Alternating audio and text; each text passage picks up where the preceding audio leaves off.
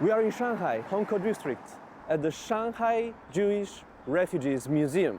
During World War II, Jewish people were facing discrimination, racism, and death in Europe under the Nazi regime.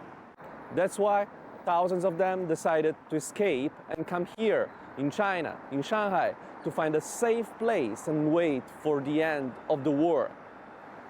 Why did they choose to come to such a far place? How well were they received by the local population? What do their descendants think and feel about this history? I'm very curious to find out an answer to all these questions. 上个世纪的30年代，随着希特勒和纳粹法西斯在德国的上台，一场空前的生死大灾难降临到了犹太民族的头上。从此，在记录犹太民族苦难历史的词汇中，出现了一个沾满血泪的词——哈洛卡斯特，种族大屠杀。处在艰苦岁月中的中国人民，却以博大的胸怀，敞开了温暖的怀抱。孤帆飘零了近半个地球。 The Shanghai Jewish Refugees Museum, formerly known as the Ohel Moishe Synagogue, served as a gathering place and venue for religious activities for Jewish refugees during World War II. In 1994, a reunion event for former Jewish refugees in Shanghai brought public awareness to the fact that this city had provided shelter for nearly 20,000 European Jewish refugees over half a century ago. The museum was established in 2007 and has since collected over 10,000 physical artifacts and historical materials, making it the most comprehensive place in Shanghai dedicated to the memory of Jewish refugees and their tangible heritage. Coming here, these people had to put all of their belongings in such small luggages. They could not bring many, so they could only bring clothes, just a few books. In these exhibitions, we can see a lot of these daily life objects. So I'm curious to know more about how did they find them after such a long time. Filled with curiosity, I made an appointment with Director Chen to have him guide me on an exploration of the museum's secrets. 这是当时犹太难民从欧洲来上海的时候，他们坐船的船票。那这张船票呢，是前犹太难民贝蒂女士捐给我们的。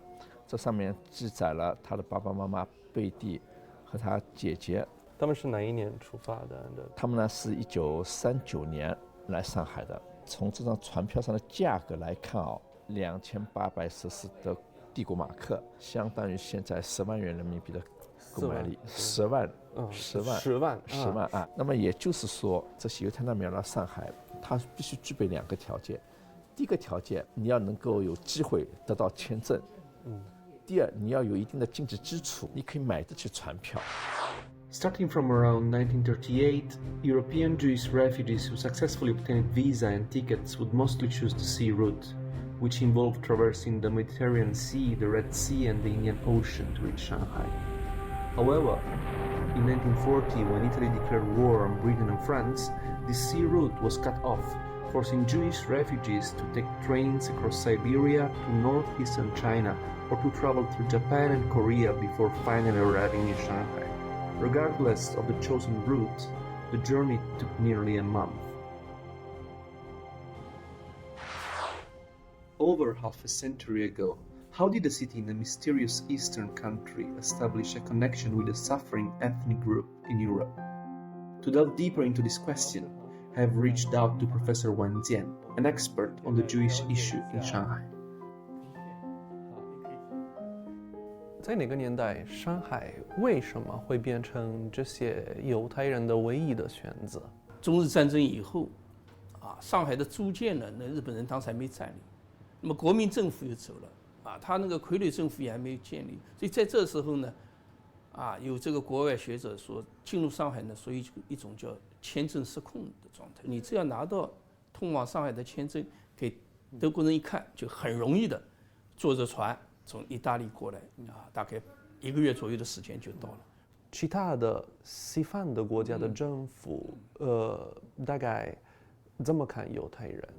当时的法国那么开了一个国际会议就是讨论怎么样去救助或者接纳犹太人。主要的欧洲国家，包括美国，什么都在，没有一个国家说我要增加移民的配额，或者我给予特殊的政策。但我们中国政府呢，在这个问题上还是持开放的态度，因为中国历史上不像欧洲一些国家有过这种反犹主义这些。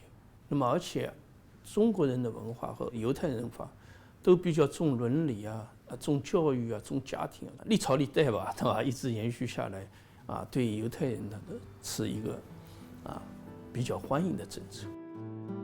For the vast majority of European Jewish refugees, distant and unfamiliar Shanghai was a last resort, a temporary choice with no alternative. Prior to seeking refuge, most of these Jewish people had been leading middle-class lives, and they initially felt a sense of discomfort in wartime Shanghai. However, they quickly settled in and made it their home. It was only years later that many of them realized that this place saved their lives. Next your family, right? Yeah. And Jerry Moses, that's Me. that's you. Okay, yeah.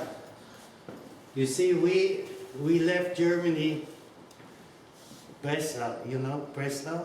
Yep.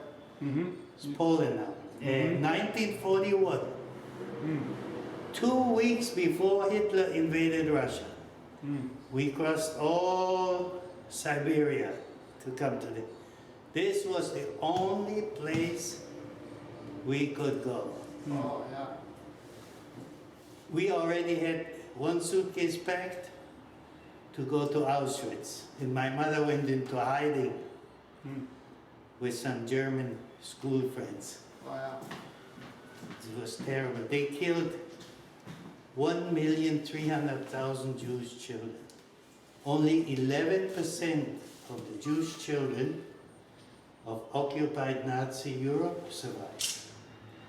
I am one of them. Thanks to these people. Yes. These people were poor, oppressed by the Japs, and we came here and they let us live among them. These people have good hearts.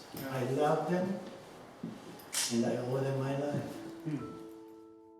The man sharing his personal experiences with foreign tourists at the Shanghai Jewish Refugees Museum is Mr. Jerry Moses, a former Jewish refugee himself. This precious footage was recorded in 2015 when Mr. Moses reached out to the museum to offer his services as a volunteer. And she was like our Amma. So now I have to go and see if she's still alive. She waited for me every year to come. See, I bring her flowers. This woman, when I found this building, because I didn't know how to find this building. I found it by instinct. And I wasn't, in 205, and I wasn't sure if this was the building. And these people lived behind it. And this woman recognized, yes, I remember the Jewish family, one boy, one little boy and a girl, and one boy always running around, that was me. 杰瑞到上海那年呢，只有7岁。他们和一对奥地利夫妇合住在一个房间里面。尽管有救济站给他们提供的食物，但是经常是吃不饱。在这样的情况下呢，杰瑞经常会到一个中国阿姨摆的一个小摊前。每次杰瑞到了这个小摊前，这卖米糕的阿姨就知道了，这个小男孩肚子饿了，没东西吃，他就会切一块米糕给他。他后来才意识到，这一块米糕对这个阿姨来说也是他们家的生计。所以他后来就说了这么一句话：比尔盖茨是他心目中的英雄，他很伟大，因为他拿出自己的亿万资产给了别人，帮助别人。但是这位卖米糕的阿姨在他心目当中也非常的伟大，因为他是这么看的：当你富有的时候，你的给予可能不是困难，但当你也很贫困的时候，你的给予就是非常的不容易。After overcoming the initial discomfort and hardships, Jewish refugees gradually adapted to life in Shanghai. They found employment, started families, and regained stability in their lives.